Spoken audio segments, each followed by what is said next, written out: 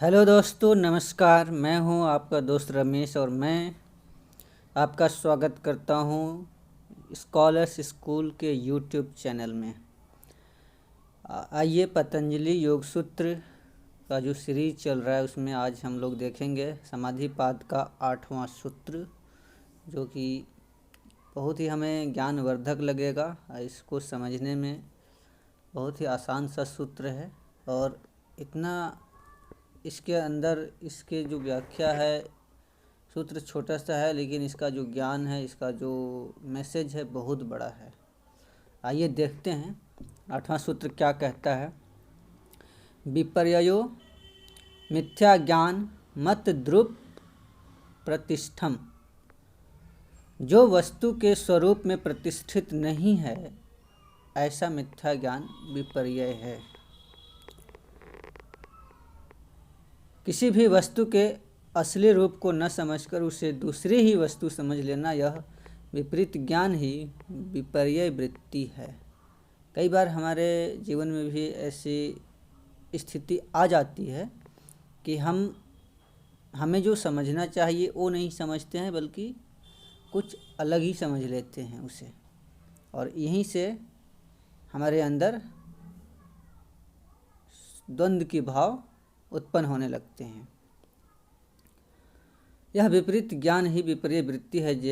जैसे सीप में चांदी की प्रतीति, यह वृत्ति भी यदि भोगों में वैराग्य उत्पन्न करने वाली और योग मार्ग में श्रद्धा उत्साह बढ़ाने वाली हो तो अक्लिष्ट है, अन्यथा क्लिष्ट है। जैसा कि आप लोग को पता है कि वृत्तियाँ कोई भी क्लिष्ट हो सकती है और अक्लिष्ट हो सकती है। वो हमारे उपयोग के ऊपर है कि हम उसमें उसका उपयोग कहाँ पे कर रहे हैं। योग साधना में हम आगे बढ़ने के लिए उसका उपयोग कर रहे हैं या हम योग साधना से दूर होने के लिए उसका उपयोग कर रहे हैं। जिन इंद्रिय आदि के द्वारा वस्तुओं का यथार्थ ज्ञान होता है उन्हीं से विपरीत ज्ञान भी होता है। यह मिथ्या ज्ञान भी कभी कभी भोगों में वैराग्य करने वाला हो जाता है। जैसे भोग्य पदार्थों की क्षणभंगुरता को देखकर अनुमान करके या सुनकर उसको सर्वथा मिथ्या मान लेना योग सिद्धांत के अनुसार विपरीत वृत्ति है, क्योंकि वे परिवर्तनशील होने पर भी मिथ्या नहीं है। तथापि यह मान्यता भोगी में वैराग्य उत्पन्न करने वाली होने से अक्लिष्ट है। यहाँ पे कह रहे हैं कुछ लोगों को कुछ चीज़ें देख के वैराग्य हो जाता है।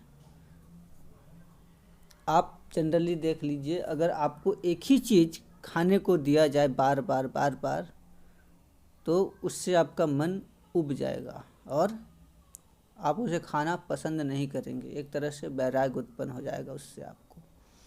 तो यह कभी कभी होता है कि हम किसी चीज़ को छोड़ नहीं पाते, लोग मीठा नहीं छोड़ पाते जल्दी, लेकिन जब उसे मीठा बार बार दिया जाएगा तो उससे वैराग्य उत्पन्न हो जाएगा, फिर वो खाना पसंद नहीं करेगा। तो ये उसके लिए थोड़ा लाभकारी है। जैसे कि इस स्थिति में अगर कोई डायबिटीज़ का मरीज है, मधुमेह का रोगी है, और ऐसा उसको स्थिति हो जाए और उस मीठा से उसकी घृणा हो जाए, उसके लिए ये अक्लिष्ट वृत्ति होगी, यानी कि उसको ये स्वास्थ्य देने वाला है। कुछ महानुभावों के मतानुसार विपर्यय वृत्ति और अविद्या दोनों एक ही है, परंतु यह युक्ति संगत नहीं मालूम होता, क्योंकि अविद्या का नाश तो केवल असंप्रज्ञात योग से ही होता है, जहाँ प्रमाण वृत्ति भी नहीं रहती, किंतु विपर्यय वृत्ति का नाश तो प्रमाण वृत्ति से ही हो जाता है। कुछ लोग मानते हैं कि अविद्या और विपर्यय एक जैसे हैं, लेकिन ये दोनों सर्वथा भिन्न हैं।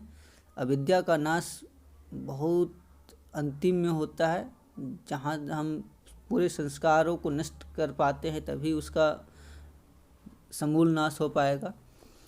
लेकिन जो विपर्यय वृत्ति है, अगर आपको प्रमाण मिल गया उसका, तो आपको सही ज्ञान हो गया तो उसकी प्रासंगिकता खत्म हो जाती है वहीं पे।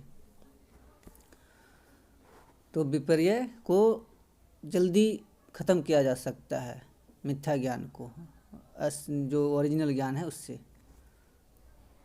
योग शास्त्र के मतानुसार विपर्य ज्ञान चित्त वृत्ति है, किंतु अविद्या चित्त की वृत्ति नहीं मानी गई है, क्योंकि वह दृष्टा और दृश्य के स्वरूप की उपलब्धि में हेतुभूत संयोग का भी कारण है। अविद्या जो है हमें दृष्टा और दृश्य में संयुक्त होने का भाव दिलाता है, उसमें हम भेद नहीं कर पाते अविद्या के कारण, कि दृष्टा अलग है और दृश्य अलग है। और यह सभी क्लेशों की मूल होती है अविद्या, कारण है। इसके अतिरिक्त प्रमाण वृत्ति में विपर्य वृत्ति नहीं है, परंतु राग द्वेष क्लेश आदि वहाँ भी सद्भाव है, इसलिए वे विपर्य वृत्ति और अविद्या की एकता नहीं हो सकती, क्योंकि विपर्य वृत्ति तो कभी होती है और कभी नहीं होती, किंतु अविद्या तो केवल अवस्था की प्राप्ति तक निरंतर विद्यमान रहती है। उसका नाश होने पर सभी वृत्तियों का धर्मी स्वयं चित्त भी अपने कारण में विलीन हो जाता है, परंतु प्रमाण वृत्ति के समय विपर्य वृत्ति का अभाव हो जाने पर भी न तो राग द्वेषों का नाश होता है और न दृष्टा और दृश्य के संयोगों का ही। इसके सिवा प्रमाण वृत्ति क्लिष्ट भी होती है, परंतु जिस यथार्थ ज्ञान से अविद्या का नाश होता है वह क्लिष्ट नहीं होता। अतः यही मानना ठीक है कि चित्त का धर्म रूप विपर्य वृत्ति अन्य पदार्थ है तथा पुरुष और प्रकृति के संयोग के कारण रूप अविद्या उससे भिन्न है। यहाँ पे बहुत ही स्पष्ट करके बता दिया गया कि विपर्य और अविद्या दोनों अलग अलग चीज़ें हैं, इसकी एकरूपता नहीं हो सकती। तो ये सूत्र हमें मैसेज दे रहा है कि विपर्य जो ज्ञान है, जो मिथ्या ज्ञान है, उसको हम कैसे दूर कर सकते हैं। तो सत्य का ज्ञान करके आप प्रमाण उसका खोजिए, वो धराशायी हो जाएगा। तो यहाँ पे ध्यान देने योग्य बात है जो नेट आरएफ के परीक्षार्थी हैं उनके लिए, कि कभी कभी कन्फ्यूजन क्रिएट हो जाएगा क्वेश्चन में कि अविद्या और विपर्य एक मान लें या नहीं।